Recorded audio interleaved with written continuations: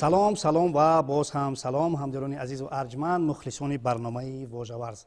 баъд аз таваққуфи начандон тӯлонӣ ки рабт дошт ба баргузории чемпионати ҷаҳон оид ба футбол дар Русия, мо дигарбора омадем сари барномаи вожаварз. ва дӯстони азизу арҷманд, чигуне ки дар студияи марказии телевизиони варзиш дида истодаед, ҳанӯз ҳам аз чемпионати гузашта ки чигуне ки гуфтем таваққуфи андаке мо рабт дошт ба баргузории ин чемпионат, ҳанӯз ҳам нишонаҳо боқист ва ман фикр мекунам ки ин ба суҳбати имрӯзаи мо халал намерасонад, балки андаке кӯмак ҳам хоҳад кард. ҳарчанд ки мо имрӯз дар бораи вожа ва истилоҳи риштаи баскетбол суҳбат хоҳем кард, зеро ба оҳистагӣ мо расидем сари вожаву истилоҳи риштаи баскетбол. ва имрӯз ба хотири як баҳсеро дар инҷо созмон додан мо меҳмононро даъват кардем ва ҳоли ҳозир ман эшонро барои шумо ошно месозам.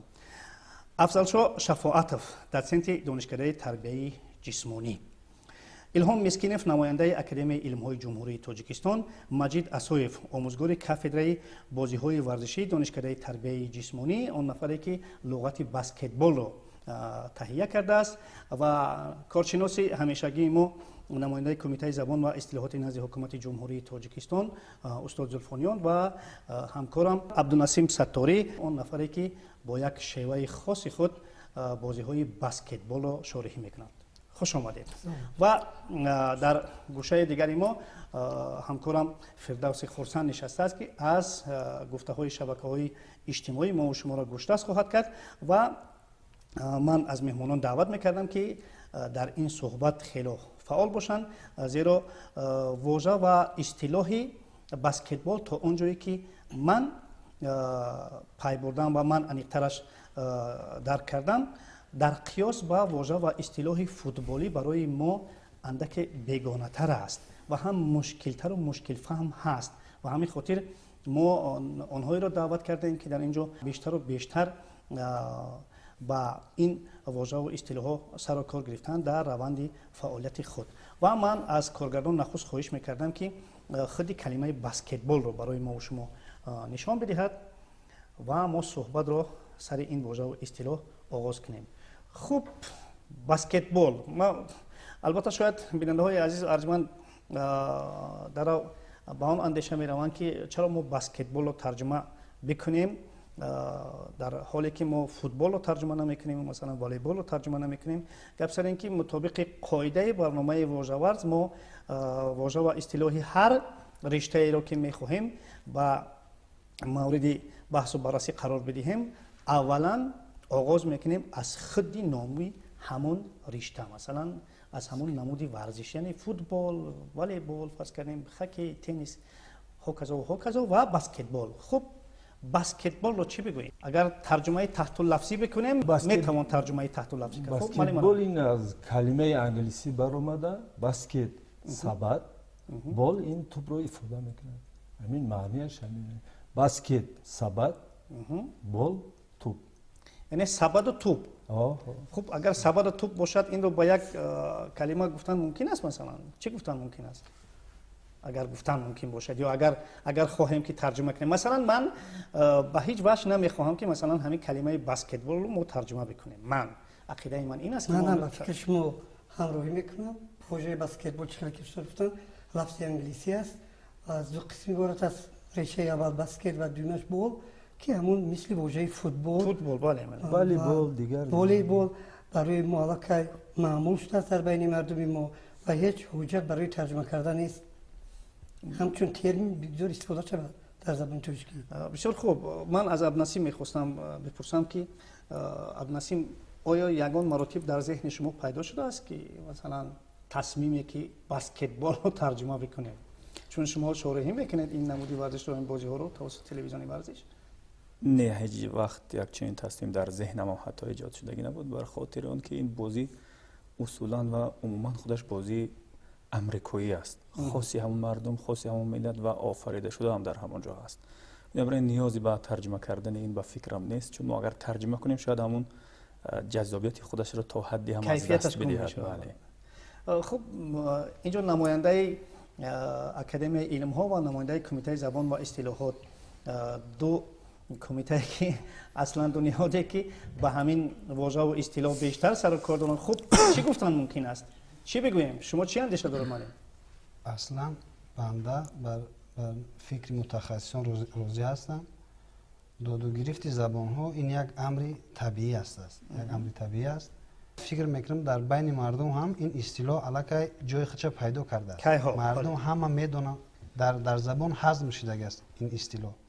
بگذار بیسد همین واژه اصطلاح، واژه بسکتبال، واژه هم تلفظ کردنش در بین مردم ساده است، راحت است، مشکل نداره. خوش ترجمه بکنیم نکنیم اخیراً می‌خواستیم اندیشه شما. متخصصان اینجا البته چون بازی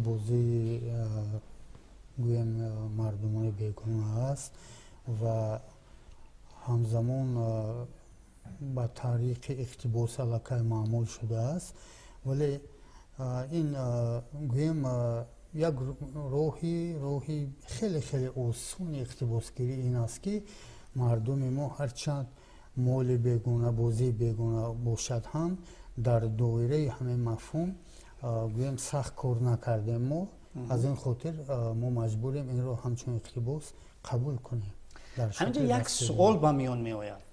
سوال این است که فرضاً اگر در امریکا میخواهند چوگان ما رو قبول کنند، ما که بسکتبال آنها رو قبول میکنیم، آیا اگر چوگان ما رو قبول کنند به همین شکل چوگان قبول میکنن یا ترجمهش میکنن برای خود؟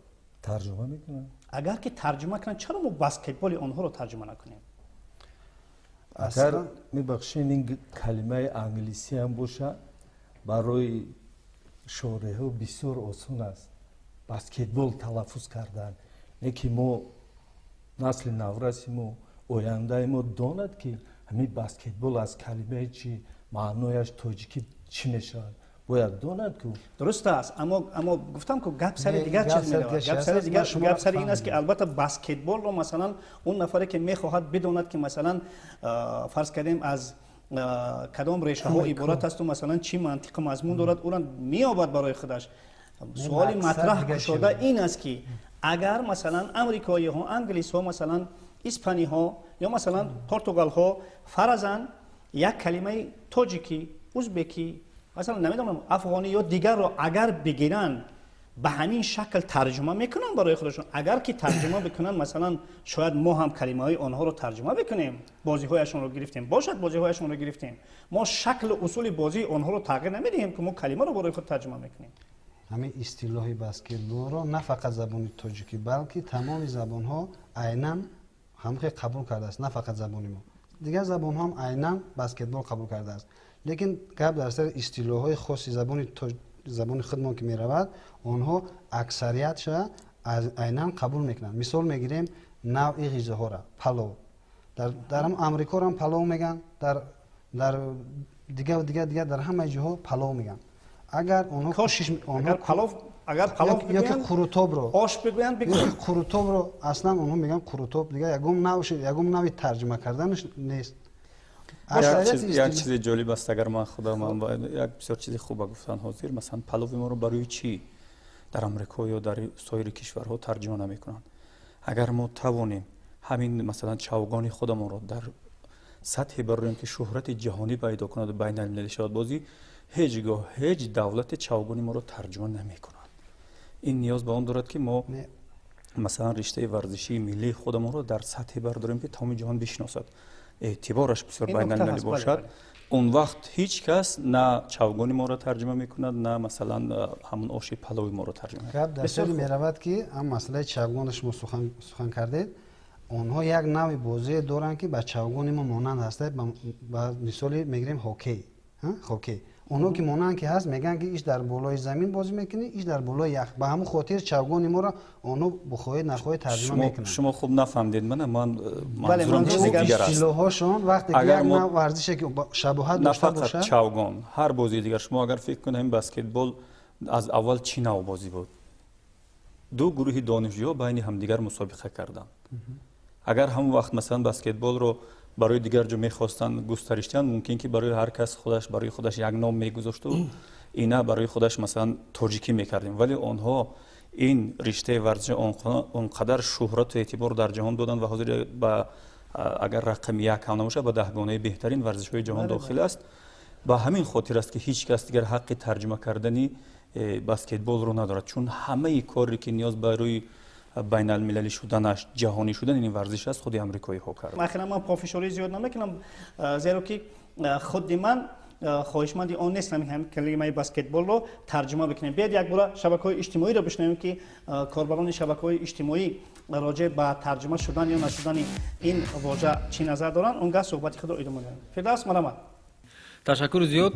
در اینجا نیز در شبکه‌های اجتماعی استفاده برندگان مثل شما یعنی که 95% شان نمیخواهند که همین کلمه تغییر یابد، یعنی ترجمه کرده شود. از این خاطر چند نظرها هست من میخوانم.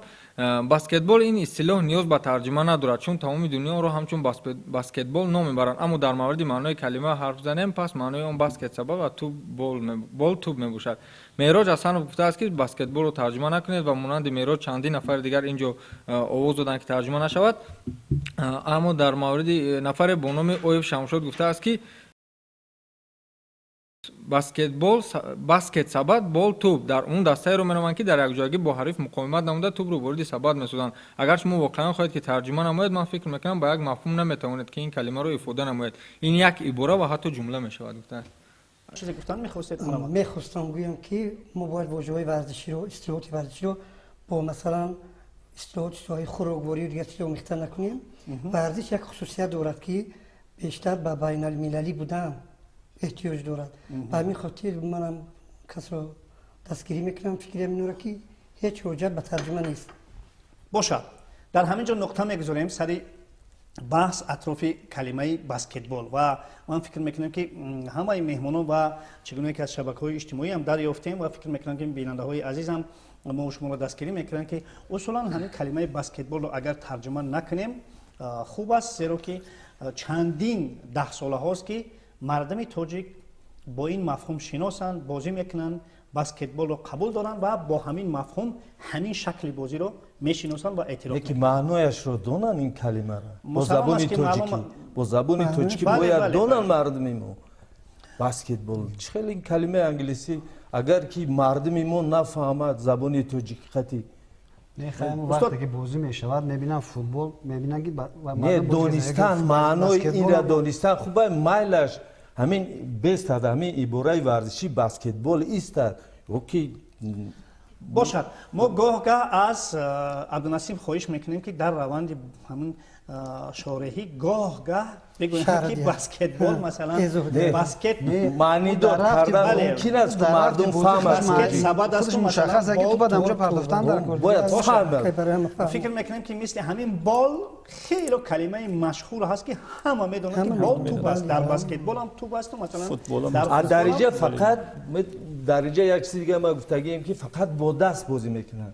این نمودهای ورزشی از روی دست و پا فرق کردن در بسکتبال همه اصول عملها رو با چی اجرا میکنن؟ دست خطی.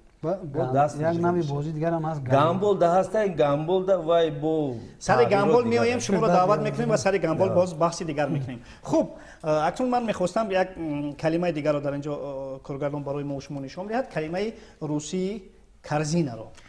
من همون کرزینه همون سباتی که گفتیم فکر نمیکنم که سر این کلمه ما و شما بحث زیاد بکنیم، اما با چه خاطر ما کلمه کرزینه رو در اینجا آوردیم؟ گپ سر این است که اصلا تا حال حاضر هم عبدالنسیم و هم دیگر شارحان ما که درباره بسکتبال صحبت کردن اصلا همین کلمه رو همچون سبد استفاده میبرند. سوال این است که همین همچون سبد استفاده ببریم یا نه، اما آوردنش مثلا به چه خاطر است؟ به اون خاطر است که یکی از جزءهای اساسی بازی بسکتبال همین کرزینه است، همین با اصطلاح همین کرزینه است و همین سبد است. خب مسلم است که مثلا اگر ترجمه تحت لفظیش بکنیم از زبان روسی این سبد است، اما آیا همین رو سبد بگوییم یا نه، یا اینکه یگان مثلا با اصطلاح واریانت دیگر شما میتونید پیشنهاد بکنید؟ چی گفتن؟ همین جدا میباشید همین کلمه های عبارای اومدگی 5 عباره اومدگی همین فهمیدن در کور که بسکتبال از تاریخ دارد. بعد چی همین کرزین این تجهیزات таҷҳизоти ҳамаи баскетбол аст. خوش. به این نمیشه که و در همو حلقه محکم کرده گیرند. از دور نو پیدایش بودنشته و از سبد چوبین و پایانش محکم بود. و دیگر نه که ما همه عباره را میمونیم، سبد میمونیم دیگه عوض نمیکنیم. چون که این همه یک معنای اساسی داره. اینا خیلی شوریای شما هم همین سبد میگن. عبدالناصر فکر میکنم که جز سبد دیگه گپ در سری میرود که گپ در سری یک لحظه خواهش میکنم الهام من از وقتی شارحی از خودی ساختن عباره فرق دارد. در بله، موقعیتی بله. در شارحی ما میتونیم از مثلا عباره های زیادی مثل حلقه، دایره، هر چی گفته میتونیم، ولی اصولا این دیگر سبد است، هیچ جای دیگر شپ و شوبه ندارد. و ببینید که باز هم برمیگردد به هم بحث اولیمون. سبد رو آمریکایی ها نبرآوردن. ببینید اونا شهرت جهانی، ما هم سبد داشتیم و همین خاطر ما میتونیم نه سبد گفته. ولی بسکتبال ما در گذشته نداشتیم. همین تجهیزات با سبد ما مانند است. همین دقیقاً سبد است. تجهیزات داخل میشه. همین سبد از چوبی چیه؟ شفتالو. همین چوبی شفتالو ساختگی و پایانش محکم بود. همو ایوانی همو کلیج دا محکم کردگی بود. اول نه نفری گفتیم بازی میکردن و حرکت نبود. از این کس هر کس میپرتفته دست نه نفری. تو برو وقتی که میپرتفته در همجا میمون در همون سبد در سبد میمون. بعد نوربان زینپویا گفتیم مونده طبقه مونده میگیره با بازی دوام میفته. یعنی که از تاریخ بسکتبال اگر حرف بگویم یعنی پایان همین سبد محکم بود. سبدی بسته بود. بله. سبدی بسته بود. چوبین بود باز هم. یعنی یک نفر دیگر با توپ ها رو دیگر بالا میگیره و بازی شروع باید بگیرد. این بله، بسته همین نیست، دشواری ها رو در این پیش بسته داشتم. نیست. گپ در سر این میرود که البته زندگی پیش میره و تکنولوژی پیش میره. اخیراً عقل ها هم پیش میره و فهمیدن که این پایان اینا کشودن در کار است که توپ با افتادن. خب شما چه اندیشه دارید؟ درست قید کردن. اکنون چون از سبد آغاز یافته بود در آغازی گویم پیدایشش همین بازی، به خاطر آن که با سبد استفاده می بودن و من بعد در پیشرفت زندگی آنها همین سبد بازی رو تکمیل دادند. در این سبد نوگانی ها یعنی از پایان سبد گویم کشوده و اکنون سبد با نوده ها یا چوب نوی با گویم نخ رسمون بافته می شد و چون همون در دیگر بازی ها که مثلا دروازه می گفتیم ورطه رو اکنون این کرزینه همچون سبد باقی میمونه. و توره این سبد یگان سینونیم دیگری کلمه سبد رو گفتن ممکن است؟ گفتن ممکن است ولی خوش فکر من جو حجت به آوردن مرادف نیست، برای اینکه خودی همه چیز خلق قبول کرده است در زبان زنده خلق که جوری است. حتی من برنامه ها هم وقتی که تو رو به سبد پرتوف میگن یا که تو به سبد افتید میگن، خودش به فکر من این گورو است، گوشنواز است. چی حجت به مرادف آوردن ما بگذارم این کلمه سبد خوشه. بیاید یک بار شبکه‌های اجتماعی رو هم گوش کنیم. ما باید یک چیز رو به نظر بگیریم که مردم همین اصطلاح را چگونه استفاده میبرن. در بین مردم عامه تاجیکستان سبد رو همچون یک برخلطه زیادتر استفاده میبرن. من پیشنهاد میکردم که به جای سبد همین را حلقه میکردیم خوبتر میشه. وای حلقه خودش هست، نمو حلقه متالیست که آهنین حلقه حلقه تو برو در حلقه پرتافتن. همو سبد اساسا مردم برای بردن یک میوه‌جات با یک جو سبد استفاده میبریم. وای دیگره. ما نمیتوانیم برای که دستگاه‌های این شما بسیار اشتباه میکنید در این مورد. ما گفتیم که بازی اولا در آغاز در ابتدا با سبد آغاز شد. سبدی که حتی سبدی که پسش محکم بود. در تکمیل دادن بازی سالیان گذشت، بعد همون سبد رو دیگر گونه کردن. نوش هم سبد است. زیرا توپ اول به حلقه می دراید. حلقه توری گفتم ممکن یا که حلقه گفتن سبد ما اصلا سبد استفاده میبریم برای یک بار سبد. همین تجهیزات داخل میشه و همجا یک جویا نویسندگیه. تجهیزات تمام حلقه با سبد و امارتیزاسیا. خوش. امارتیزاسیا سه چیز همجا در ابرود و امو تجهیزاتش در نظر گرفته یک جوی گفتگیه. بیاین شبکه‌های اجتماعی رو یک بار گوش کنیم. من فکر میکنم که برای ما اندک شاید کمک میکنن. مرحمت. хуб дар шабакаҳои иҷтимоӣ низ истифодабарандагон дар ин чиз бетараф нестанд ва ақидаҳои худро пешниҳод карданд. Кароматулло Абдуллоев гуфтааст ки карзини аллакай ҳамчун сабад дар тамоми адабиёту васоити ахбори оммаи мо ба таври роиҷ истифода мешавад. Карзина сабад аст. Парвиз Абдуллоев ростӣ муҳаққиқи забон нестам, вале чӣ қадаре ки мутолиа кардам, дар ягон ҷо ба муродифи сабад во нахӯрдам. ҳамон баскет ё худ карзинаи баскетбол мазмуну мантиқашам ба сабад наздик. Фикр мекунам ягон истилоҳи дигар ғайр аз сабад ба ин чиз наздик нест. Раҷабу Сафар, карзина сабад аст. Тамом ва салом. خب من الهام اندک شبهه هم دارم که شاید چه چیزی دیگری برای ما علاقه بودی بسکتبال سبد میست. وقتی سروب شو وقتی ما حلقه میگوییم ما تمام بازی بسکتبال رو گویا رد میکنیم. چرا رد میکنیم؟ برای اون که گوش کنیم، برای اون که خودی بازی همون بسکتبال سبد بازی است. همین خلاص سبد بازی یعنی بازی پرتوفتی تو بر سبد. بله همون سبد بازی تو بازی در سبد. از همین خاطر باید این همون حلقه ای که با تور نقش سبد رو می‌بازد و باقی ماند و خود درست انتخاب کردن کرزینا با زبان تاجیکی ما سبد میشه. حلقه در اینجا بعد سبد فقط چوبین هم نیست. سبد میتواند رسمان و اینجا دقیقاً با رسمانش هست. بعد این مشکلی که حاضر ما بحث داریم در خودی مثلا شهرهای بسکتبال راه حل خودش یافتگی است. ما وقتی پرتوف میگیم پرتوف به حلقه هم گفته میتونیم، ولی در اصل بسکت همون سبد باقی میمونه دیگر چیزی، ولی در شهر ما میتونیم پرتاب به حلقه توپ به حلقه وارد شد نمیدونم. در سری میرود که همین سبدی که امروز مردم تاجیکستان استفاده میبرن کم ترک مضمونا دیگر طرف میرود. اگر شما استفاده برید همون وقت هم دیگر سبد بگی بریم یگون چی بیاریم. نه همون وقت هم خیلی بود. سبدی است که پایینش محکم است، سیب میارن یا انگور میارن بس. همون خیلی بود. همون شف برای شفتالو آوردن بود همون. این بازی تماما دیگه چی است؟ این دیگر شما وقتی که گپ درباره استیلو میرود باید کلمه را از همون سوها بیرون نبرید. استیلو از سوها بیرون برآمد کلمه مقرر میشه. برای سبدی که شما تماما دیگه چیز است. همینجا سبد یگم دخالت نداره. اینجا سبد هم استیلو در ورزش همین سبد در همون حلقه 12 جا محکم کردگی، درازیش 15 سانتی متر تا پایانی همون تاجیکی بگیم تخت سپری بسکتبال بازی ما امیرا ترجمه کردگی این بسکتبال لیشید تخت سپری بسکت از همین پایانی که همین بگیم تخت سپر هست تا همون چی 15 سانتی متره، از زمین تا اونجا 290 برای همین تو همون حلقه 305. چی مشکلی دارد همین رو اگر حلقه بگیم؟ من نفهمیدم مشکلی دارد.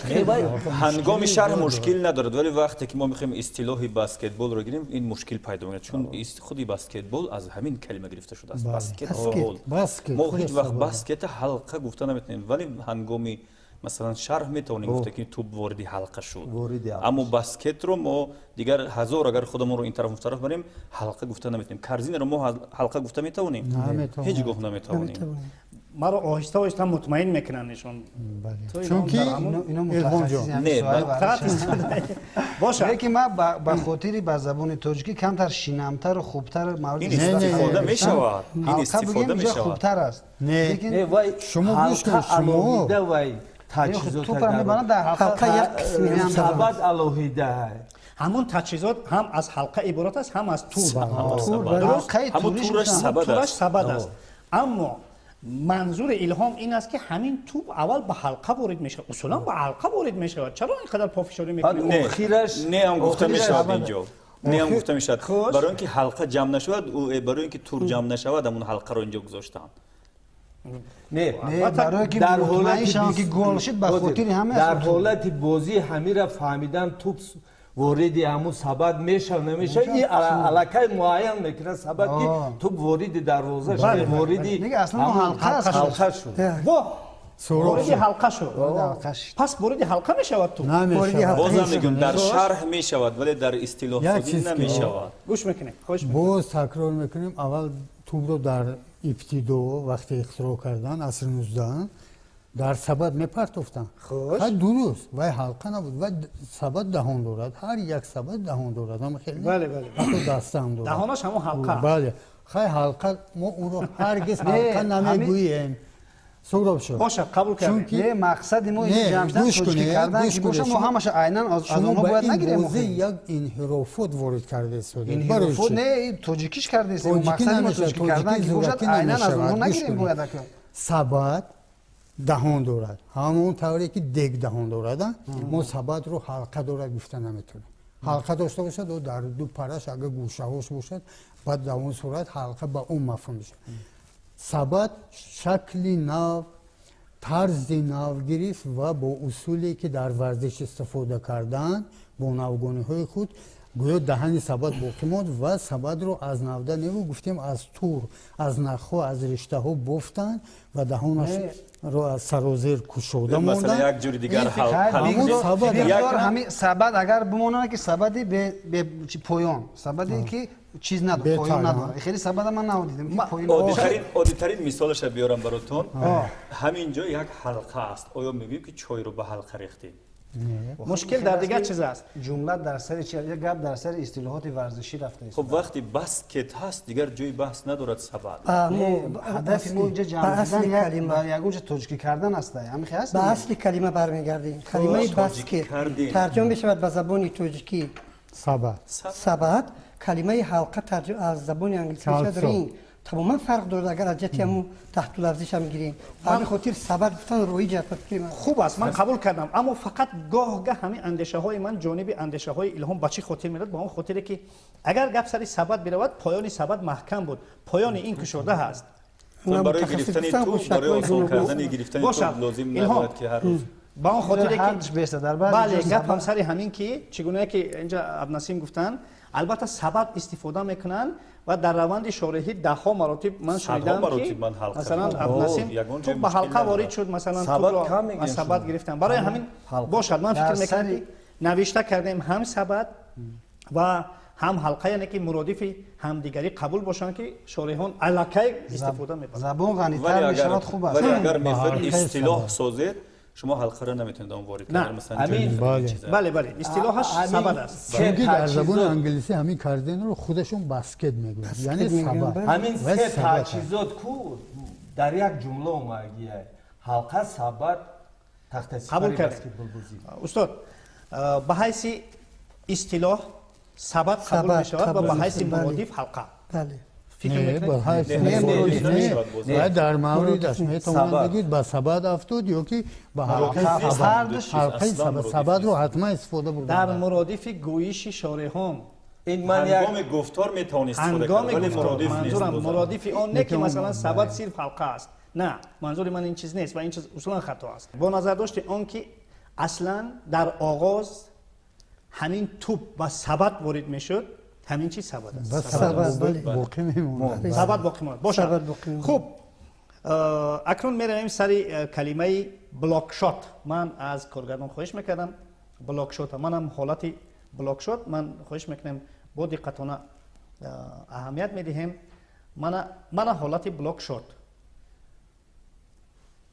یعنی اگر خطا نکنم عبدالنسیم بلاک شات همین مانع گذاری است درست است مثلا هنگام فرض کردیم هجومی یک دسته مثلا دسته دیگر بازیگران مانع گذاری میکنن نمیمونن که مثلا بله اینش نزدیکتر از با بلاک شات خلاصه همین نوار روندی بلاک شات خوش چی بگویم بلاک شات رو بلاک شات این معنیش بلاک یعنی همین بلاک مانع شد این پرتافتن تو به حلقه همین مانع میشه مانع شدن پیش تو در تگی چی همون حلقه بلاک همین معنیش این بلاک اینو میدونی از ما گفتیم درباره تجهیزات گفتیم اینش یکی از عنصرهای اساسی بازی بسکتبال المنت میگیم که توجیهاتی عنصر اینها با عنصرهای اساسی بسکتبال داخل میشن در بسکتبال معاصر هم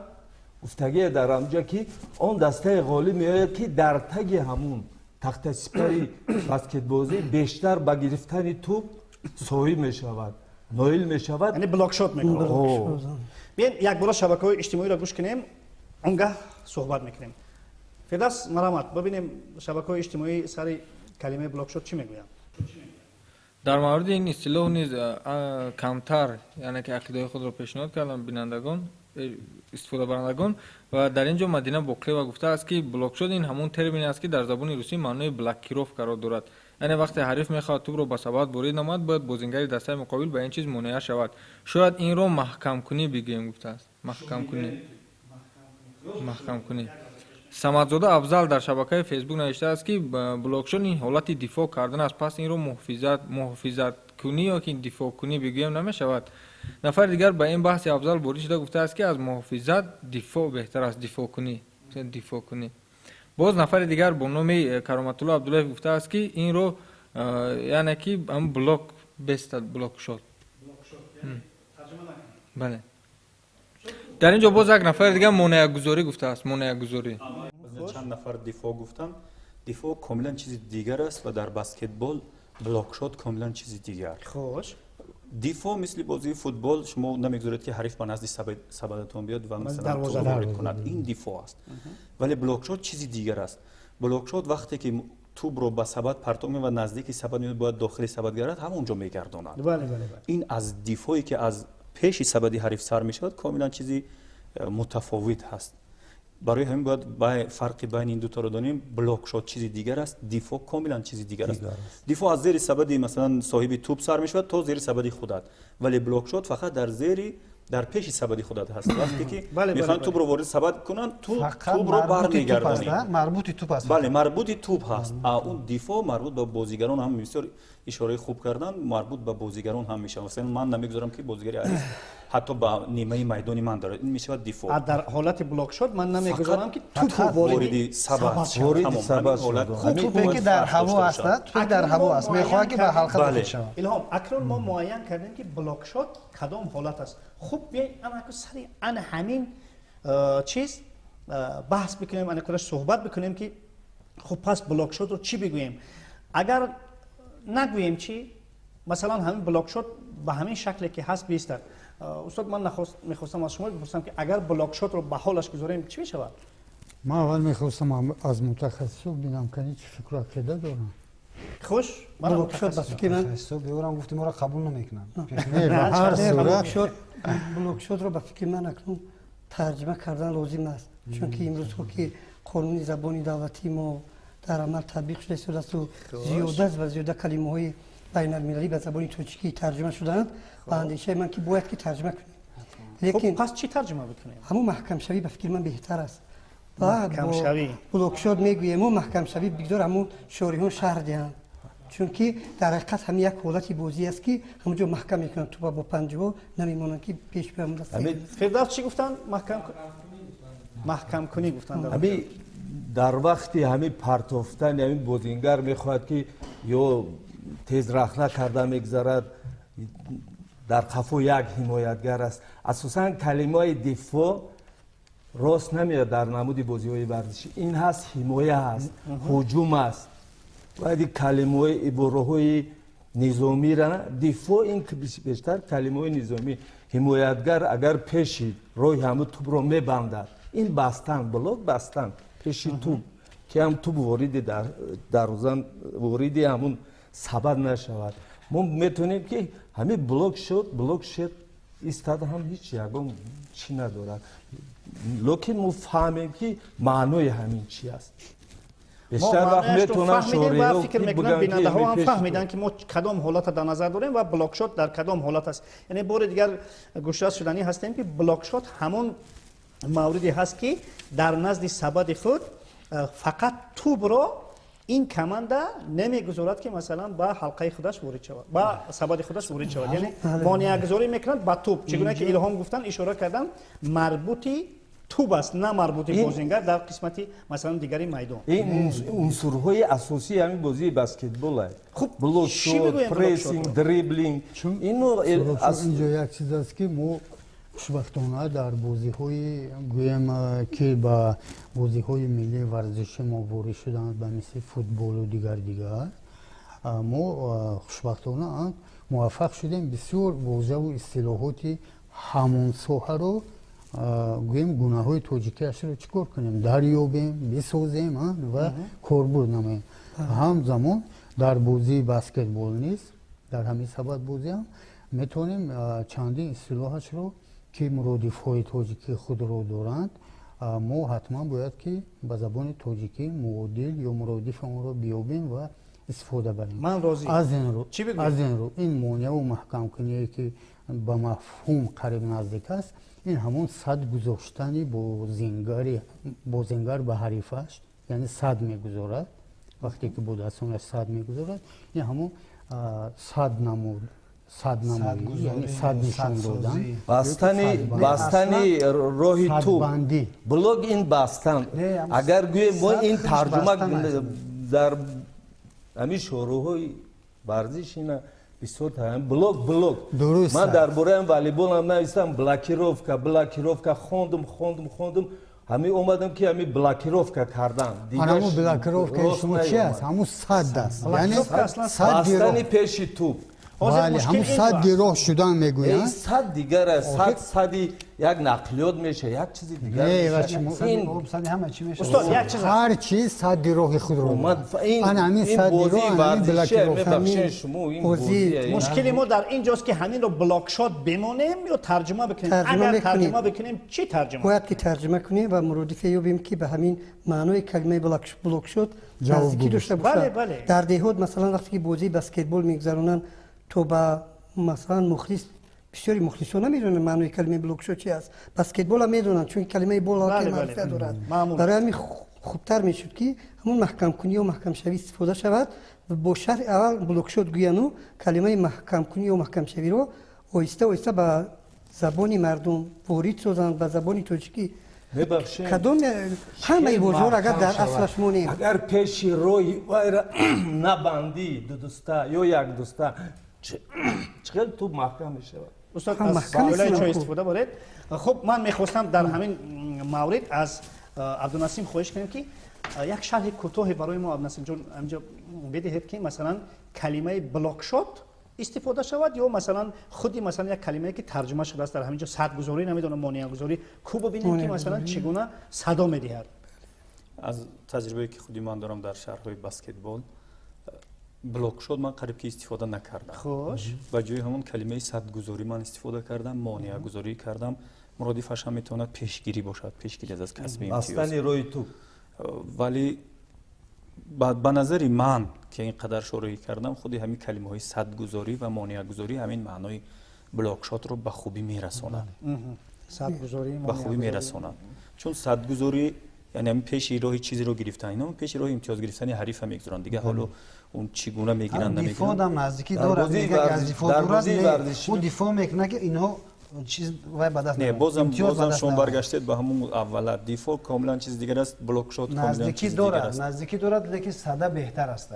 صد بندی یا که صد گذاری و مانع اصلا مانع گذاشتن به حریف است. هم یک چیز است. فقط از این مرادف هم دیگر میتونیم استفاده بکنیم. در همین تکنیکای بسکتبال با هست مانع وای مانع گفتنی وای دیگر این بستنی راهی توپ که به همون حلقه وارد نشود. وای زاسلونی میگین شما وای مانع وای تمام دیگره. یک چیز است اگر گپ سر کلمه مانع برود ما در دویدن هم گاه استفاده میکنیم مثلا داو با مانع ها بله همون داو با مانع ها یعنی با اصطلاح همون بریر است. مانع بریر است. اگر ترجمه تحت لفظی بکنیم در همین جا همین کلمه مانع با اون که مثلا با اون شکل اجرا می شود فکر میکنم مانع مثلا دورتر است بهترش همون صد گذاری باشه چون که صد فکر میکنم که مثلا همون بلاک است. بله همون مدل مرادف هم دیگر هست. مرادف باشد مثلا اگر ولی من خودم معمولا همین صد گذاری واقعا هم استفاده می‌کنم در همون شرحی که مانع شوی و مانع گذاری و مثلا صد بندی و صد گیری و مثلا در حقیقت شورای ما عبدالنسیم خیلی فکرشون درست بیان میکنن چون که حقیقتا صد بندی صد گذاری مفهوم همون بلاک شات رو میگه. اونی که ما محکم درست میگیم ما محکم میگوییم محکم ما علاقه عامیانه تر گام میزنیم چون که وای مغازه نیست که ما امروز به زبان فهمیش خودمون محکم کنیم و روی صد گذاشتن صد بستن همون صد بندی صد گذاری. استاد میبخشین شما رو همین کلمه را درست ببینین که همونجا چیه اگر همون به غرض همین کلمه بلاکیروف که این بستن راهی تو باید در بازی والیبال هم در بازی بسکتبال هم وای صد این تماما معنیش دیگه ибораҳои варзишику фарқияташ аз китобҳои ва калимаҳои бадиию дигар фарқият дорад. инҷа дар бораи ҳаракати инсон гап меравад. ҳаракат ин як усули асосии баскетбол аст. яке аз элементҳои асосии баскетбол ин блокшот аст. бастани роҳи топ ки ба турҳалқа ё бигем ба сабад ворид нашавад. خودتون میفهمونید اما فهمونده استودید اما شما فهمونده استودید ما با زبان ادبی معیار فهمیده استودیم که همین چی باستان کلمه توجیکی نیست راهی یک چیزا ببندید. آخه ما چی گفته استودیم؟ شما صد میگین صد این روز نمیوید برای ورزش. فکر میکنم که محکم کنی یا باستان صد این معنیش بسیاره. اما یکی از معنی‌های همون صد گروه شدن یعنی مونیای راه شدن. افسر همین ترجمه شبینین بلوک چیست؟ حال حاضر ما به شما گفته استودیم باز که بلوک 100 انامیک بلوک است. خب بلوک 100 بلوک است. خب قبول کردیم. یک لحظه الهام قبول کردیم. یعنی ما کلمه بلوک شات رو همچون صدگذاری قبول میکنیم. صدگذاری و آن چیزی که در اینجا عبدالنسیم گفتم بعضا مرادف‌های هست که البته در روند شارحی عبدالنسیم بارها استفاده شده است و من فکر میکنم که اگر دیگران هم استفاده کنن اشتباه بزرگ نیست. دیگر این که ما بارها هم گفتیم که تفسیر و ترجمه واژه و اصطلاح‌های ورزشی تنها برای شارحان ما نیست. یعنی این برای عموم است که مثلا عموم نه تنها در وسایل اخبار عامه بلکه اون نفرایی که میخواهم در همین بارها تاریخ بنویسن، مثلا رساله ها بنویسن، فرض کردیم مقاله ها بنویسن، اگر همین ها را مثلا راحت بعد از اون که مثلا ما باید خلاصه در کاریم استفاده کنن، یعنی مطمئن باشن که آن چیزی که آنها می نویسن یعنی از علک تحلیل گذشته است. این است منظور. یک چیز دیگر هم هست من اینجا بیان کنم. حالا مثلا همه نظر دارن ممکن بیرون از این حیاتی کاری که اینجا حضور دارم یگان نفری هست که شاید یگان کلمه‌های بهتر پیدا کنند. این بحث بسته نیست. هر کس میتواند یک پیشنهاد بهتر و خوبتر داشته باشد حتما قابل قبول است برای هم ما. عباره‌های ورزشی تماما فرقیت داره از عباره‌های دیگر چیزا فرق داره. اینجا درباره حرکت انسان گپ می‌رود. یک جهش خودش این یک اصول است. استاد شما در قبال اون چیزی که ما در اینجا مثلا قبولش کردیم همچون من اینجا نوشتم بلوک شد. بلوک معنیش این بستنی پیش توپ که به حلقه پرتافته می شود. این یک جمله است الکی. وای بلوک شد گفتن گیره ما قبول میکنیم. اصلا کلمه شات است در زبان انگلیسی. شات محکم کردن به فکر من خوب میشه که این کلمه محکم کنی بهترین است. بستن محکمی هر یک معنی خلق به زبان خلق بیشتر نزدیک است. هم از طرف دیگر گویم اگر به مضمون همین اصلی که این بلوک شد و کیروف که میگن که شاتش کلمه محکم کردن و پوشیدن به فکر من درست میگوید. گپ سر این که اون چیزی که مثلا شما هم پیشنهاد کردید ما در اینجا نوشته کردیم. اون کلمه که شما شات میگوید او کلمه کاملا کلمه دیگر است. این شات است. همین محکم کردن. همین توپ محکم میکنه که دیگر توپ پرتاب کردن مونیگذاری چه سرگذاری میشد یا مثلا محکم کرده میشد که به ثبات باشه. اینا چیزایی که ما گفته ایم همش یک معنا را میرساند. ولی ما در اگر میخوایم عبارت سازیم هر چی ساده ترش کنیم محکم کردن گوییم آسان تر است یا صدگذاری. ببینید چقدر آسان تر نه محکم کنی میگیم محکم کردن. اصلا محکم کردن برای عباره میشود. اصلا معنای دیگر چی است؟ ما بالا یک چیز رو محکم می‌کنیم. من بیشتر محکم می‌کنیم که چنگ نگیره. بستن راهی تو بغیر جمعی کلمه بستن دیگر محکم شوی پوشونده شوی با محکم کردن پوشوندن تو وای دیگر اصولی عملی تاکتیکی بازی. استاد همچون فرهنگنگار که در ساحه بسکتبال کار کردم معناش رو درست فهمونده استادم. انا اون محکم کردن میگفته شما که بستن همون صدبندی است. هم کلمه صد هم کلمه بند در این روشنی باندازم. حال حاضر ما چند مرادف را گفتیم و سر صدگذاریش آمدیم قرار گرفتیم. شما درست میگویید. هم آن چیزی که شما گفتید و استادم که در اینجا بیان کردم ما در اینجا نوشته کردیم و به حیث مثلا مرادف باعث مثلا با اصطلاح وریانت های دیگر هم میتونن میدید اینجا بحث مثل بحثی درباره سبد نیست که ما مثلا کاملا با حلقهش مخالف بودیم که به جای سبد حلقه گفته خوردگیری کردیم. بله در اینجا همه این صحبت ها یک چیز است، مرادف است، همه یک چیز رو گفته ایستادیم ولی بحث دوام داره. بله محکم کم طرف دیگر میرود. محکم کردن هم همون در سبد همین معنا میتیه. ورزش برای سوهای ورزشی یک کمتر بیگانگی دارد. خیلی وقتی که ورزشگر خودی ورزشگرها اصلا همون چیزی هودی که در کلمه‌های هودی که در بازی استفاده میشن همون بیشتر قبول میکنن. بعد صدی روح شدن یا صدی کاری کسی گشتن این خاصی زبان ادبی است. بستن تو بیایم چیخ این بستن تو بیایم کلمه ما به زبان ادبی بهتر خوبتر است. نه به زبانی که مردم فهمند.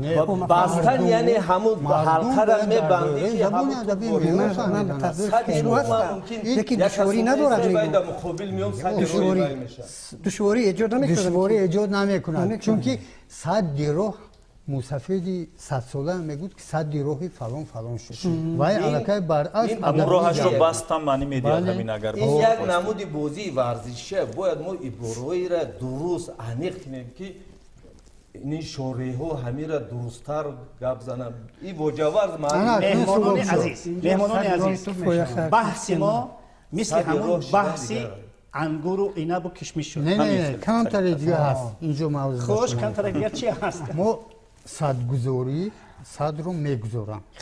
مثال در نظامی دیگر صد رو میگذارن یعنی با یگان تجهیزات دیگر وقتی که محکم میکنن مستحکم میکنن بند میکنن و صدگذاری میشن. مثل دیوار است.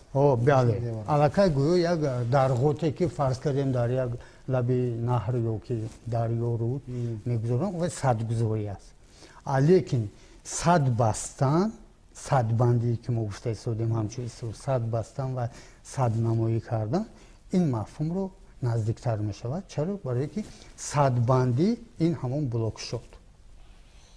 من قبول کردم استاد، من قبول کردم گپ سر این که اینجا نشسته ها قبول ندارم. برای همین اندک بحث ما طولانی شد. من فکر میکنم که اخیراً ما سر همین اندیشه آمدیم که ما همون یک گپ رو گفته ایستادیم اندک شکل هاشون دیگر است کلمه دیگر بود. بله به هر صورت آن چیزی که این جانب هم پیشنهاد میکنن و آن چیزی که شما پیشنهاد کردین ما در اینجا نوشته کردیم. من فکر نمیکنم که مثلا اگر با صدگذاری گفتن عبدالنسیم اینجا اشتباه شاید و یا مثلا فرضاً اگر آن چیزی که شما در اینجا پیشنهاد کردین مثلا محکم کنی اگر گاه استفاده شود اونم اشتباه بزرگ خواهد بود. نه تو محکم کنی نمیشه و حالت خودش ما دستیم که صدگذاری کرده است. بستنی تو چه محکم؟ بستنی راهی تو که واردی همون حلقه و سبد نشود.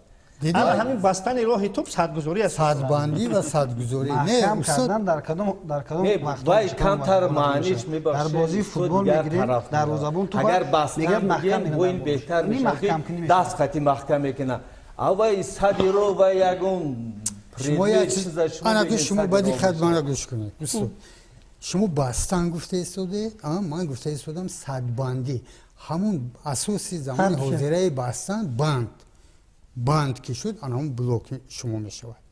بستن این مصدری همون گفته شما فهمو همون صدگذاری و صدبندی معادلش همون گفته شما است در زبان شناسی فقط همون در حرکت اجرا میکنن. همونجا وقتی که شما میگن اون جمله‌ای که شما میگید همون در حرکت اجرا میشه. در عنصرهای اساسی چه همین بازیه عنصر المنت میگم موسیقی اینا فهمیدن در کوریا که از عنصرهای اساسی بازی ورزشی بسکتبال است. ما اینا را همین استاد دیگر بحثی زیاد نمیکنیم خواهش میکنیم. صدگذاری شد قبول میکنیم خواهش میکنم. بلاک شد صدگذاری شد زیرا اینجا ما چند واژه و اصطلاح دیگر هم داریم فرصتی ما اندک تنگتر است و من از کارگران خواهش میکردم که کلمه پرابشکای روسی رو پیشنهاد بکنن و از عبدالنسیم همچون شارح نخست خواهش میکردم که این چیزا شرح بدهند و بیننده های عزیز اونگاه ما سری صحبت بیاییم. عبدالنسیم پرابشکا در حالت پرابشکا در بسکتبال چگونه است؟ انا حالتی که در اینجا همون طوری که استاد گفته استن یکی از عامل‌های مهمترین بسکتبال همین پرحرکت و سیر حرکت بودنش هست و حرکت واقعا هم بسیار است. حرکت در بسکتبال با توپ می شود. وقتی با توپ حرکت میکنی حتما اون رو باید به زمین زده حرکت کنی. وقتی با دستانت گرفتی اون یا باید به نفر دیگر دهی یا به ثبات هوا دهی. اگر در همون حالت معین ندهی این قاعده وقتی که توپ رو در دستت گرفتی تو دیگر حق حرکت کردن نداری. وقتی بیش از یک قدم دیگر برداشتی تو الکی خطای مثلا پرابیشکا رو همچون که شما اینجا نشان دادید انجام داده. یعنی توپ در دست بیش از 2 قدم 2 گام حرکت کردن اجازت ندارن مگر اینکه دریبلینگ کنه. و وقتی هم دریبل کردید و توپ رو در دست گرفتید یگانه کاری که میتونید یا با ثبات حواله دهید و یا با حریف با هم دستتون توپ رو دهید. وقتی توپ در دست حرکت کردید با 2 پای همین پرابیشکا میشه. بسیار خوب، شبکه‌های اجتماعی رو گوش میکنیم آنگاه صحبت میکنیم. فردوس محمد اینجا در مورد این اصطلاح نیز اندیشه ها هستند ولی شاید که از اون حالتی که عبدالنسیم ستارов نقل کردن شاید اینا کمتر دورتر باشن و یا که مفهوم این مفهوم رو نفهمیدن استفاده برندگان. اونا گفتن که پرابیشکا این یک نوع قاعده ویرانکنی رو میگن که در حالت تکیه کردن با یک پای و استفاده بردن از اون میآید. از این خاطر من اندیشه دارم که اون رو سوء استفاده بگیم. پیشنهاد من این است که شارعیان بگن فلان بازیگر از تکیه با یک پای سوء استفاده کرد. در اینجا فیروز سلطان نوشته است که نمیشود ما همین رو با زبان اصلیش که ترولینگ میگویند ترولینگ همون خیلی استفاده بریم. همین دو نظری مختلف است در این مورد. بسیار خوب، فکر جالب. اصلا هیچ امکان ندارد که مثلا همون را به شکل انگلیسیش استفاده بریم. عبدالنسیم یگان مراتب به شکل انگلیسیش استفاده برده زیرا به شکل روسیش هرگز استفاده نبوده. هیچ کس نمیفهمند معنی ترولینگ در هم نمیفهمند طرز تلفظ همین کلمه پرابیشکا با همین قاعده بسکتبال داخل میشه. اینجا قاعده ویرانکنیه. همین کلمه شما گفتیم کارزینه این تجهیزات داخل میشه. پرابیشکا این قاعده ویرانکنی است. اینجا قدم های زیادتی موندن در بسکتبال از 2 قدم زیاد موندن این پرابیشکا میشه. قدم های زیادتی. همین چی بگویم؟ همین گپ سر این که همین چیز اکنون یافتن در کورس ما چی بگوییم؟ ما حرکت و حالتاشو فهمیدیم. عبدالنسیم بسیار خوب روشن برای ما توضیح کرد. چی بگویم همین رو؟ خیلی باید تلفظ کنیم. وقتی من شما رو برای اون قدر دعوت کردم که شما بگوید که ما چگونه تلفظ کنیم. چی بگویید؟ اساسی قاعده ویرانکنی میگن. شورای بسیار میبینم قاعده ویرانکنی میگن. همین قاعده ویرانکنی است عبدالنسیم. این دقیقاً قاعده ویرانکنی است ولی نام دارد این قاعده ویرانکنی. قدم های زیادتی موندن در وقت بازی.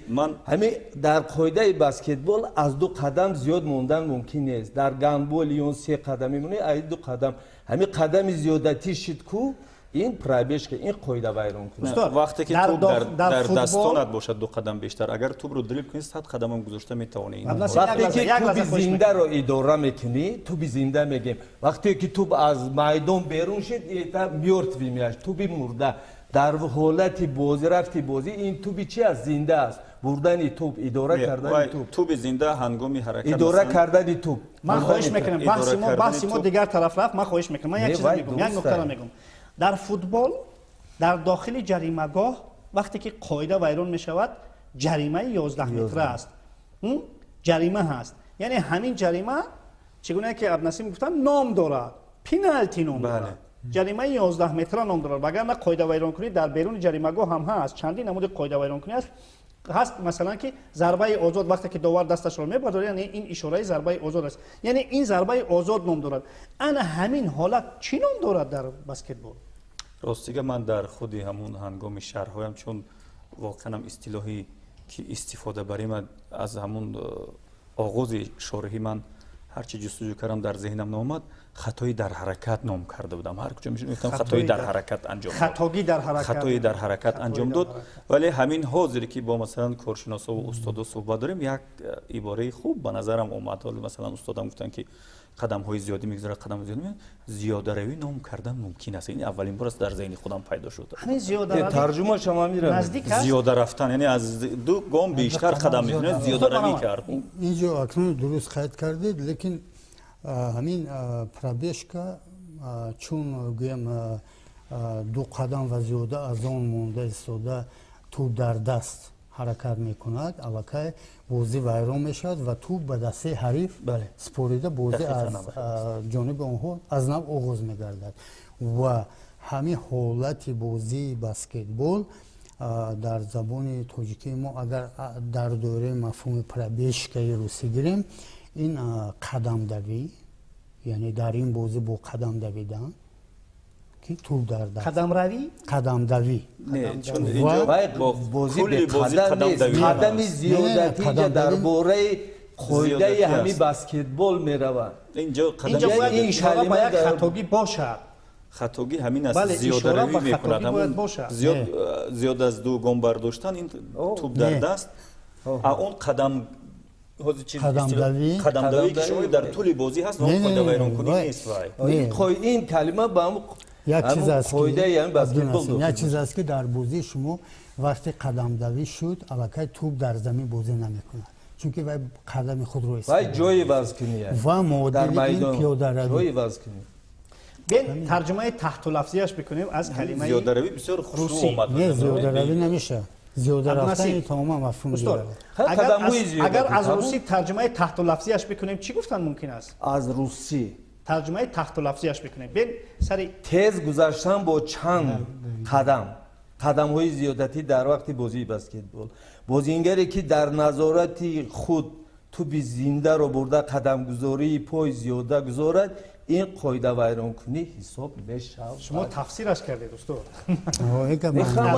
ака ман умум гуфтаму якташа қабул мекунем. ман маъмулан гуфтастам хатои дар ҳаракат истифода мекунам то ҳоло вале ҳамин ҳозир дар зеҳнам ҳамин зиёдаравӣ омад рафтан аст ва зиёда рафтан Бале, аст зиёда зиёда рафтан аз аллакай ҳадди ки боис ба таъин ҳамон шудааст рай меравад. зиёда меравад мешавад қонуншиканӣ аз ҳадди таъин шуда аз меъёри муайян шуда зиёдтар ҳаракат мекунад мешавад зиёдаравӣ қоидавайронкунӣ не қоидавайронкунӣ Абдунасим ма ба фикри шумо не он қоидавайронкунӣ ҳаст ва қоидавайронкунӣ инҷо бояд ном дошта бошад инҷо зиёдаравӣ нест зиёдаравӣ тамоман мафҳуми дигар ифода мекунад дар ҳамин мавзӯъ дақиқан Не, ҳамун дар зиёдаравӣ ин ҳолати мекунад бозии шумо ин ҳолати бозии шумо ки аслан бо даст тӯбро бозӣ доронда ҳаракат кардан дар кор аст ва ду қадам чӣ хеле ки гуфтед зиёд инҷо зиёдаравӣ нест ин қадамдавӣ ва пиёдаравӣ охи ин пиёдаравӣ дар вай кулли роҳ не, рафтан бозии баскетбол аз не. аввал то охираш Не, аст не, ва не, ҳеҷ не, қоидавайронкунӣ не, пиёдаравӣ танҳо дар ҳолати устод ин усулҳои техникӣ бозира шумо мегӯед роҳ рафтану ҷои ваз кардан ино усулҳои техника ино ҳаракатҳои техникии баскетбол аст баскетбол асосан аз ду қисм ҷудо мешавад якум техника дуюм тактика Шумо ба ман ино дар нафаҳмидед. техника ин ҳаракатҳоро иҷро мекунед дар тактика ин амал это действие игрока амал иҷро мешавад я пробежкаро чӣ бигӯем Пробежка. пробежка ин Хуб, қадамҳои пробежка зиёдатӣ мондан вақте ки ба мазмуни ҳамин калимаи пробежка одам вақте ки сарфаҳм меравад нигоҳ мекунад назар мекунад қоидавайронкунӣ аст аслан дар маҷмӯъ дар маҷмӯъ Ки чӣ хеле ки қоидавайронкунӣ аст бародари азиз гуфтанд инҷо аз меъёр зиёда қадам гузоштан зиёда рафтан зиёда ҳаракат кардан Унам бо дар ҳолат дорад, дар ҳоле ки тӯб дар иштибоҳ нест дастон агар аст. гӯем ки зиёдаравӣ карду қоидаи бозиро вайрон кард зиёдаравӣ инҷо як чиз аст як нуқтаи нозук аст албатта мусаллам аст ки ҳам абдунасим ва ҳам онҳое ки баскетболро шориҳӣ мекунанд ин чизро шарҳу тавзеҳ медиҳанд дуруст аст ки ино шарҳу тавзеҳ медиҳанд аммо чӣ гуна ки дар боло зикр кардем ҳар як қоида ном дорад ҳар як масалан унсур ном дорад масалан дар футбол ҳамун зарбаи кунҷӣ ҳаст вақте ки тӯбро аз кунҷ мезананд вай корнер ном дорад масалан вай ном дорад ҳамун қоидавайронкунӣ бале ҳам ҷонис аст, ном дорад. қоидавайронкуниҳое ки манам дар боло зикр кардам масалан онҳо ном доранд ана ҳамин номи ҳамин чӣ аст ҳамин номи гуфтем, пробежка ман хуб. барости вақте ки ҳамин вожаву истилоҳро ба ҳайси интихоб дар инҷо қабул кардем барои барномаи вожаварз ман барости фикр кардам ки сари ҳамин калимаву истилоҳ ҳеҷ як баҳсе ба миён намеояд зеро ҳамто як чизои сода ҳастанд ки масалан мо гирифта тарҷума мекунему меравем биёед ман бештар аз ин гап задам бароятон ман фикр мекунам ҳамин вожаварзе ки барномае ки шумо доред модомулумр давом мекунад барои он ки масалан ҳамин бозии баскетбол вақти ташкил шуд 12 қоида дошт 13 то масалан ҳозир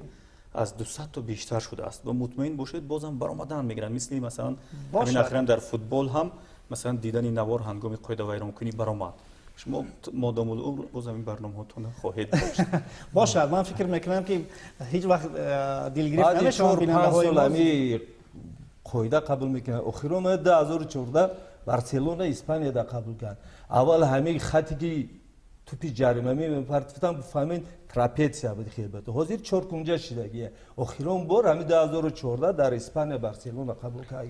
хуб чӣ бигӯем пробежкаро гуфте малака зиёдаравӣ ман фикр мекунам ки зиёдаравӣ тамома хандовар аст. хуб агар қадамҳои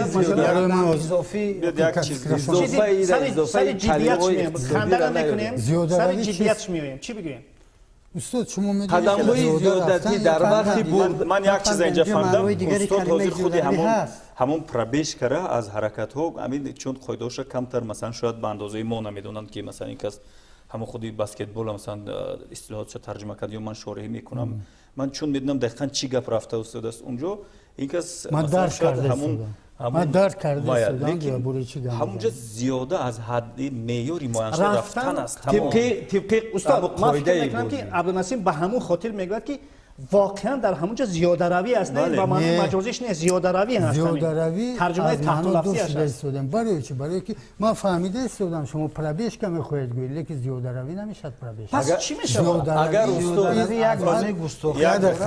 зиёдаравӣ ин аз ҳад гузаронидани як кор як дақиқан ҳамин чиз аст ҳамон қоидаҳои амал лекин фаромӯш накунед ки бозии баскетбол сабад бозӣ танҳо дар ҳаракат бо даст вақте тӯб қадам мемонед ҳамзамон ам бояд тӯбро зада истед аз он боисе ки ду қадам зиёд дошта истода қадам намонед пиёда наравед анамо пробежка мешавад аз ин хотир яъне ду қадам зиёд гузаронда рафтан қадамҳои зиёдати ин чи аст ин гуфта истода ин аллакай дар фарҳангҳо дар луғатҳо ҳастаст қадамдавӣ яъне бо қадам давидан яъне тӯб дар даста шах шуда истодааст бо қадам давидан мумкин нест не вай вақте қадам мегузарад ҳамзамон бояд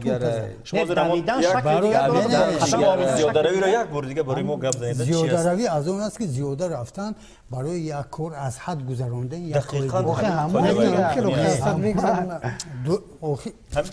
ҳаминҷо аз ҳад мегузаранд аз меъёри муайяншуда қадама бештар аз ҳад ягон ҳолати дигарро гузаронад ҳамин мо гӯем ки оди карда гӯем ҳамин қадамҳои зиёдатӣ дар вақти ҳаракат не аз ҳадди меъёри муайяншуда ки мегузарад зиёдаравӣ аст ин ҳамин қоидааш ҳаминро талаб мекунад изофӣ ман бозам медонам дар тӯли чанд соли ки шарҳ доштам ҳамин истилоҳе ки ҳозир омад ҳеҷ дар зеҳнам наомада буд вале ҳаминҷо ҳозир устод гуфтанд ки аз ҳад зиёд меравад яъне зиёда меравад қадамҳои зиёдатӣ агар боз истилоҳоти беҳтар бошад ё хубтар шуд бигзор боз пайдо шуд мо гуфта истодем ки ҳамин мафҳум дар забони адабии тоҷикии мо пиёдаравӣ аст анамо пробежка пиёдаравӣ ва гуфтем қадамдавӣ у зиёдаравӣ мо аз худамо гӯё як сохта истодем ки вай дар ин ҷо зиёдаравӣ пробежка устод қадамҳои зиёдатӣ бигем чи тибқи қонунҳои амалкунанда аз дораи ҳадду ҳудуд гузарондани ягон ин зиёдаравӣ аст зиёдаравӣ накунед мегӯ ин ҳолати дигар лекин ин пиёдаравӣ аст чунки дар бозии баскетболи шумо пиёдаравӣ мешавад чунки вай тӯбро дошта пиёда қадам мушкили ҳамаи мо аз куҷо пайдо шудааст аз ҳамин калимаи пробежка ин пробежка калимае нест ки масалан дар англисияш травелинг ҳаст травелинг аз пробежка комилан фарқ дорад травелинг яъне саёҳат кардан пробежка ин аллакай як қадамдавӣ гуфтагӣ ҳамин кас аст ба ҳамин хотири мушкил эҷод шуда истодааст ки русҳо барои худшон ҳамин истилоҳа қабул кард яъне пробежка дар ҳоле ки травелинг саёҳат бо тӯб дар дастат ҳаққи саёҳат кардан надорӣ баъд вақт тӯбро гирифти ба як кас бояд бидӣ ё партоб кунӣ устод зулфониён ки намояндаи кумитаи забон ва истилоҳот ҳастанд ҳеҷ қабул намекунанд қабул надорам хуб қабул намекунам ман исбот мекунам ки боз як бор дига мегӯям абдунасим шумо дуруст фаҳмондед лекин дар доираи тарҷумаи англисияш хато рафтед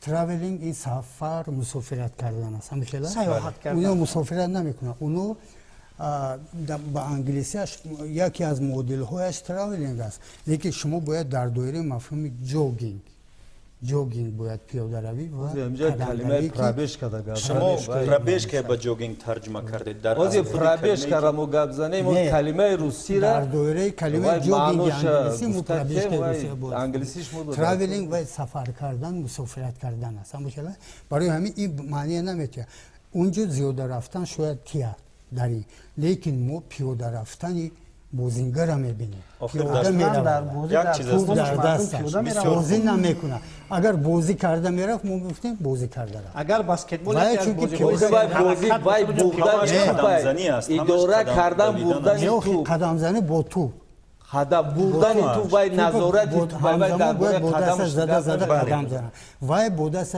نوزده میلیون قدم میمونه در پلاش در میدانی و از دو بیش بردن این من نکردم این 100 ساله البته شاید ترجمه کرده باشم قدم دوی و پیاده روی اون پرابیش که روسی است این معنی و همون جو خوش میکنم با توپ زده ایستاده باید حرکت کند بازیگر در سبد بازی در بسکت لیکن وای توپ در دست شخص شده ایستاده است قدم گذاشته میره دو سه آخه هنگام توپ رو به انا توپ همون زدن هم قدم انا میزنن. نه انا همون مشکل پیاده در روی است کجاست؟ یعنی بازی نکرده پیاده رفته ایستاده تمام بازی ویران شد استاد من فکر میکنم که اگر یک ماه یک کنی شما- سپورت نیست که سواره برو خوش میکنم پیاده خوش روی میکنم کرده یک لحظه خوش میکنم شما اگر یک ماه با عبدالنسیم در همینجا با هم نشسته صحبت کنید سری اندیشه های خود می استید این کس مثلا زیاده روی نه من میگوید، از مثلا بعضی شما سخنهای پیاده روی خود میگوید. قبول کردم من راستی فهموندم بعضیش واقعا هم یک چیزای اشاره خوب کردن بله. وقتی که اولی دیگران بحث داشتن ولی خودی همون قاعده حالت. بیان کنی همون حالت در همون زیاده حالت. روی است تمام کلمه به هر صورت رفتن شما هست. سری اندیشه خود استوده اید خیر ها. استادم سری اندیشه خود میستن که مثلا پیاده روی است نه زیاده روی همین اونقدر از هم تفاوت داره پیاده و بله زیاده پیاده رفتن نه پیاده و زیاده از هم نه چه چون که تفاوت؟ گوش تفاوتش کنید زیاده است نه چون وقتی که- که وای فول است در بازی بسکتبال خطاگی رو با استروی فول استفاده میکنن وقتی این چیز قاعده بیرون کنی است زیاده میرود و زیاده قدم میگذارد و خطاگی صادر میکند برای همین زیاده روی گفتن یگون نه استاد ما بو یک بار دیگه میفهمونم زیاده رفتن پس معلوم میشد که و یک معیار معین رفتن برای و اجازه هست. الان دقیقاً همین است هرگز اجازه اما خودش نیست هم- تنها تا دو قدم ها از دو قدم زیاده بیش قدم. همه حرکت همین دو نداره. قدم هم یک معیار قدم هست زیاده روی کرد. رفتن نمیشه و زیاد از و معیار حالت گذشت. پیاده و میتواند 4 قدم هم اما همون قاعده که بسکتبال توپ هم بر خودش دست همین را زد. طلب و می‌کنه. پیاده رفت چون که و پیاده قاعده رفت شد. و حالت بازی برآمد این پیاده روی و پیاده روی. قدم دوی نباشد بین این طور میکنیم هم زیاده روی و هم پیاده روی نه زیاده روی هرگز نمیشه زیاده رفتن این هم با قدم های زیاده مجازات. یک پیاده در قدم های زیادتی گذاشتن قدم های جمله است زیادتی البته. گذاشتن شما سورب شو یه چیز فراموش نکنید که زیاده رفتن باز میگویم که آنها فرض کردیم 10 قدم گذاشتن توپ در دستش باز نوزده لیکن پس تماشابین فکر میکند که این یک معیار معین رفتن حقوق داشته است بله وای بله، دو یک قدم معیار حقوق معین دارد حقوق همین دارد معیار رفتن. معین است تنها دو از دو قدم قدم دو اینجا قدم تنها دو معیار قدم. معین است و- یک قدم حتی برای معیار همون معین وای است پیاده روی است یک قدم اگر از 40 سانتی متر مثلا عبارت باشه حتی مثلا 20 سانتی متر هم یک معیار معین است شما یه چیز فراموش نکنید که Это атлетическая هر پنج شما با مقابل گویا ترجمه ای که در زبان ادبی ما البته 100 ساله وجود دارد خلاف همون برآمده است استاد ما پیاده هر روی- پنجمون هم حق حقوق داریم که در همین زبان چیزی بگوییم درست این لیکن یک دیگر اینکه ما از همون نقطه نظر گفته ایستاده ایم که بازی همون شکل طلب میکند یعنی شما میگوید که مثلا گویا بیننده نمیفهمد که مثلا یک معیار معین هست بلکه معیار معین هست برای همون بازیگری که توپ در دستش است و یک معیار معین اجازت داده شده است یعنی 2 قدم اجازت داده شده است از این به پس اون نمیتواند که مثلا وای کند یعنی از این به پس که اگر رفت زیاده روی میکند بله، دقیقاً. منظور این است یا یا زیاده باز روی یا میگن زیاده زیاده روی اصلاً- باید ما به معنی مجازیش تماما استفاده میبریم اصلاً اینجا زیاده روی استاد بیاد اول پیاده روی میگیم بعد زیاده اصلا روی پیاده سازی در اینجا پیاده روی و موافقت قدم نمیکنه دوی تمام وای، پیاده سازی پیاده در اینجا زیاده موافقت روی نمیکنه نمیشه. پیاده رفتن یا سواره رفتن این دیگه شما یه حالت چیز سواره پیاده در بازی حالت بازی یک بار دیگه میتونه نشون که از کارگردان خواهش آه، میکنم کی؟ یک مرتبه ببینید. نشان بدهید. استاد میبخشی یک پیاده راه رفتن چند نموده میدونی خودت از کارگردان خواهش میکنم رفتن مودی ای بینه استاد توجه میکنید رفتن ورزشی با نوار ترجمه میکنیم خواهش میکنیم توجه میکنیم با نوار منم این حالت از حالت نه پرپیشکا نه اینجا پرابیشکا نیست حالی حاضر یک مرتبه دیگه توجه میکنیم پرپیشکا من هم تکرار همون حالت است الان تکرار همون حالت 1 2 3 قدم حتی گذاشت پرابیشکا انا همین دو قدم بعد از زیادتی. بعد از سه در قدم حرکت تو هست باید در از تو همون خلاص پیاده روی حرکت. هست در همون پیاده قدم رفت. دو باید قدم پیاده دو رفت. گفتید پیاده همون روی چیزی کرد. گفتید پیاده رفت از یعنی از با معیار قدم زیاد داریم. قدم گذاشت از از چی بگوییم زیاده روی میگیم که شما زیاده روی کردید و بر خطوگی بله دخترم راه تو دید مثلا استاد مفهوم میرسونم همین پیاده را ای حرکت در مجموع سخن شما درست است من نمیگم که پیاده روی حرکتی لیکن ما تیزه، با سرعت. یک چیزش با حیرانم که زیاده روی خودتون خوب میفهمید که در من میتونم در همین با حالت همون مفهومش هم راست میگیرد به باید دیگر قاعده یا خوبی بوده. کار و دارن هر صورت من فکر میکنم که همین زیاده روی درست میاد درست بله بله زیاده روی در جای خودش میتونه که با نه چند برای معنی که بیاد وای میتونه که به حق معنی ورزشی ندارد اونجا فقط با تو بازی میکنه اینجا فقط گپ در سر بازی میره برای همون در داخل این میدان باید اینها پیاده روی استاد نکنند یک نفری که لغت قانون بسکتبال رو نوشته است یک نفری که نماینده اکادمی علم ها است و یک نفری که کاملا لغت ورزشی رو در نه، گپ کشور شما نوشته است و معقوله اون که نفری که شارع. 2.5 سال است که مثلا به همین بله. چیز سر و کار دارد من اصلا دیگر وظیفه دارم یعنی اینها هم از همین بسکتبال زیاد چیزها رو میدونن و میفهمن و درک میکنن و پیشنهاد میکنن برای همین من پیشنهاد دارم که ما با یک مصالحه بیایم نه باید مسئله سر یک اندیشه معتقد شویم. من سیگاب از جانب متخصص اصطلاح علایده ندیدم شورای گفتم شورای با مفهوم نزدیکتر گفته ایستادن لیکن ما باید همینا طوری که استفاده شد قدم روی یا که پیاده روی این رو استفاده بریم وقتی که که با مفهوم استاد درست ببخشید درک استاد بحث ببخشید زیاد که شد. وقتی قدم مونده گپ درباره قدم میرود حرکت قدم از 2 قدم زیاد چید بعد قدم های زیادتی شود این یکم نادرست میشه اینجا با